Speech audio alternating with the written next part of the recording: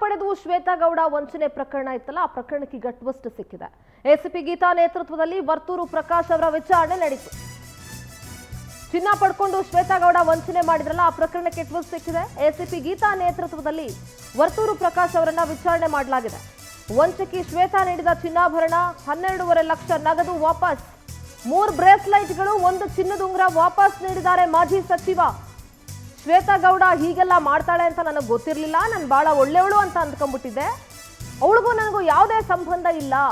Finally ಎಲ್ಲರ ಬಾಯಲ್ಲಿ ಇದೇ ಉತ್ತರ ಬರೋದು. ಗಿಫ್ಟ್ ಅಂತ ಕೆಲ ಒಡವೆಗಳನ್ನ ನನಗೆ ಕೊಟ್ಟಿದ್ಲು, ಅದೆಲ್ಲನೂ ವಾಪಸ್ ಕೊಟ್ಟಿದ್ದೀನಿ. ವಿಚಾರಣೆ ವೇಳೆ ವಂಚನೆ ಪ್ರಕರಣಕ್ಕೆ ಟ್ವಿಸ್ಟ್ ಕೊಟ್ಟಿದ್ದಾರೆ ಮಾಜಿ ಸಚಿವ. ಅಲ್ಲ, ಒಂದು ಪ್ರಶ್ನೆ ವರ್ತೂರು ಪ್ರಕಾಶ್ ಅವ್ರಿಗೆ, ಶ್ವೇತಾಗೂ ನನಗೂ ಯಾವುದೇ ರೀತಿಯಾದಂಥ ಸಂಬಂಧ ಇಲ್ಲ ಅಂತ ಹೇಳಬೇಕಾದ್ರೆ ಗಿಫ್ಟ್ ಕೊಟ್ಟಿದ್ದನ್ನ ಹೆಂಗ್ ಸರ್ ತಗೊಂಡ್ರಿ ನೀವು? ಯಾವ ಸಂಬಂಧ ಇದೆ ಅಂತ ಗಿಫ್ಟ್ ತಗೊಂಡ್ರಿ? ಅಟ್ಲೀಸ್ಟ್ ಫ್ರೆಂಡ್ಶಿಪ್ ಆದರೂ ಇರಬೇಕಲ್ಲ. ಸುಮ್ಮನೆ ಯಾರ ಹತ್ರ ಹಾದಿ ಬೀದಿಲಿ ಹೋಗೋರು ಬಂದು ಗಿಫ್ಟ್ ಕೊಟ್ಟರೆ ಇಸ್ಕೊಂಬಿಡೋಕ್ಕಾಗತ್ತಾ?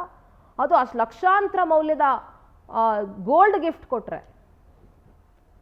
ನಮ್ಮ ಪ್ರತಿನಿಧಿ ವೀರೇಶ್ ನೇರ ಸಂಪರ್ಕದಲ್ಲಿ ಜಾಯ್ನ್ ಆಗ್ತಾ ಇದ್ದಾರೆ. ವೀರೇಶ್, ಈಗ ಸದ್ಯ ಈ ಚಿನ್ನಾಭರಣ ಕಳ್ತನ ಅಥವಾ ಮತ್ತೊಂದು ಈ ಪ್ರಕರಣಕ್ಕೆ ಸಾಕಷ್ಟು ಟ್ವಿಸ್ಟ್ ಸಿಗ್ತಾ ಇದೆ, ಅದು ವರ್ತೂರು ಪ್ರಕಾಶ್ ಅವರ ಹೇಳಿಕೆಯಿಂದ. ಶ್ವೇತಾ ಗೌಡಗೂ ನನಗೂ ಯಾವುದೇ ರೀತಿಯಾದಂಥ ಸಂಬಂಧ ಇಲ್ಲ ಅಂತ ಹೇಳಬೇಕಾದ್ರೆ ಆಕೆ ಕೊಟ್ಟಂತ ಗಿಫ್ಟ್ ಅನ್ನ ಇವ್ರು ಯಾಕೆ ತಗೊಂಡ್ರು ಅನ್ನುವಂಥ ಪ್ರಶ್ನೆ ಮೂಡುತ್ತೆ. ಸದ್ಯ ಅದನ್ನೆಲ್ಲ ವಾಪಸ್ ಕೊಟ್ಟಿದ್ದಾರೆ. ಬ್ರೇಸ್ಲೆಟು, ರಿಂಗು ಏನೇನಿತ್ತು ಅದನ್ನೆಲ್ಲ ವಾಪಸ್ ಕೊಟ್ಟಿದ್ದಾರೆ 12.5 ಲಕ್ಷ ದುಡ್ಡಿನ ಜೊತೆಗೆ. ಸದ್ಯದ ಅಪ್ಡೇಟ್ಸ್ ಏನಿದೆ ವೀರೇಶ್? ಖಂಡಿತ ಸಿಂಧೂರ, ಈಗಾಗಲೇ ಏನೋ ಜ್ಯುವೆಲರ್ ಶಾಪಿಂದ ಏನೋ ಗೋಲ್ಡ್ ತೆಗೆದುಕೊಂಡು ವಂಚನೆ ಮಾಡಿದ ಪ್ರಕರಣಕ್ಕೆ ಸಂಬಂಧಪಟ್ಟಂತೆ ಈಗಾಗಲೇ ಒಂದು ಕಡೆ ಶ್ವೇತಾ ಗೌಡನ್ನು ವಿಚಾರಣೆ ಮಾಡಿ ಆಕೆಯ ಹೇಳಿಕೆ ಆಧಾರದ ಮೇಲೆ ಈಗಾಗಲೇ ಪೊಲೀಸರು ಕೂಡ ಏನು ವರ್ತೂರು ಪ್ರಕಾಶ್ ಅವರನ್ನು ವಿಚಾರಣೆ ಮಾಡಿರುವಂಥದ್ದು. ಮತ್ತು ಏನು ಎಸಿಪಿ ನೇತೃತ್ವದಲ್ಲಿ ನಡೆದಂಥ ವಿಚಾರಣೆಯಲ್ಲಿ ಏನು ಬರ್ತಿದ್ದಂತೆ ಏನು ಆತ ಗೋಲ್ಡ್ ಮತ್ತು ಹಣವನ್ನು ಕೂಡ ಏನು ಎಸಿಪಿ ಮುಂದೆ ಇಡ್ತಾನೆ ಮತ್ತು ಇಟ್ಟ ಮೇಲೆ ಆತ ಕೂಡ ಹೇಳಿಕೆ ಹೇಳ್ಕೊಳ್ತಾನೆ. ಯಾಕಂದರೆ ಈ ಪ್ರಕರಣದಲ್ಲಿ ಸಂಬಂಧಪಟ್ಟಂತೆ ಇದಕ್ಕೂ ನನಗೂ ಯಾವುದೇ ರೀತಿ ಸಂಬಂಧ ಇಲ್ಲ.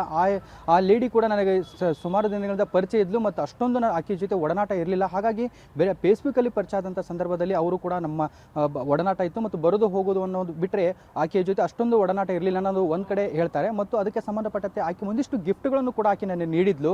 ಆ ಕೊಟ್ಟಂಥ ಗಿಫ್ಟ್ಗಳನ್ನೇ ನಾನು ಈಗಾಗಲೇ ನಿಮ್ಮ ಮುಂದೆ ಇಟ್ಟಿರುವಂಥದ್ದು.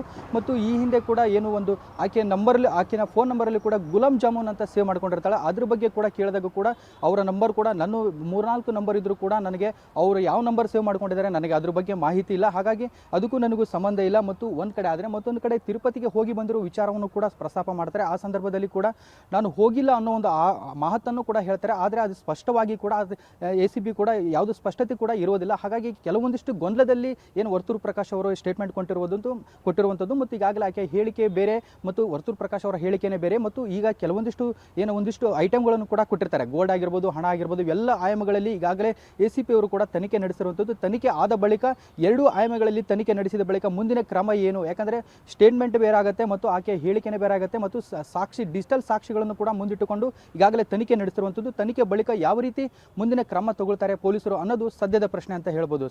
ಓಕೆ, ಥ್ಯಾಂಕ್ ಯು ವೀರೇಶ್ ನಿಮ್ಮೆಲ್ಲ ಮಾಹಿತಿಗೆ.